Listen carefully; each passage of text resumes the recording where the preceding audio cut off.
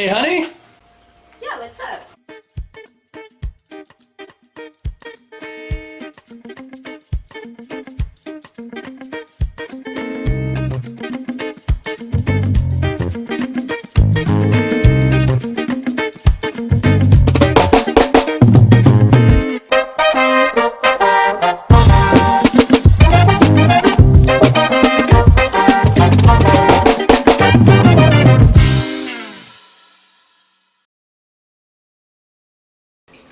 Hey everybody, and welcome to another episode of Retro Reviews, a review show where we go through my copious amounts of role-playing books and other games, one book at a time, and to keep me from rambling, we have Laura.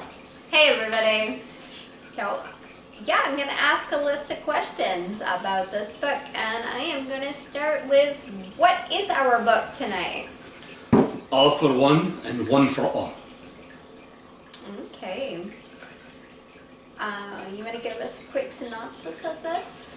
This is printed by Avalanche Press and is an open game licensed book for 3rd edition that basically a lot of these books were printed when they created the open game license, allowing other people other than Wizards of the Coast to publish 3rd edition D&D content. And some people over at Avalanche Press said, hey, you know what would be cool? If you had a Three Musketeers, the role-playing game.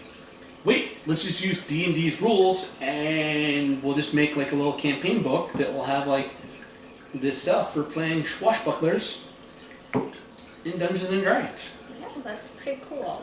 Yeah. So where'd you get this book? Well, it is 3rd edition. Would you like to take a guess? Can't be Dalton and Prescott. No, it can't be because this is third party and they didn't carry the third party books. This one is actually Comics Plus in Ellsworth, a shop that's sadly no longer with us. That is sad though. What'd you like about this book? I like swashbucklers, I like pirates, I like musketeers. So when I saw this, I was definitely like, ooh, that could be cool. And then this book actually introduced, Avalanche Press was doing a lot of really cool, like each one of their books would introduce some interesting side rules that weren't in the main core rule books. Mm-hmm. And this actually introduced what was called the panache rule, which was basically where if you wanted to do something with style, you could take a penalty to it, and whatever you took for a penalty would be added to your success. So if you wanted to, basically like, instead of doing a straight attack, you wanted to Zorro it up, you could totally do something over the top and be able to deal more damage, or you could have a higher success by making something more convoluted and more complex than it needed to be. Okay. So that was a really cool little add-on to the game. Is there something you didn't like about this book? That people aren't really as into swashbuckling as I am. That's a bummer. So I haven't really had a lot of use for this book yet. So it's kind of sat on the shelf doing nothing for like a really long time. Okay. Well, if you're out there and a fan of swashbuckling, then send us a message about that. Yeah, leave that comment down below. Okay. Would you recommend this to another gamer? I would definitely. If you like Zorro and you like the Three Musketeers and you really want to have some cool sword fights and really have something set during that time period, like they even go into basically you could create a high fantasy, or you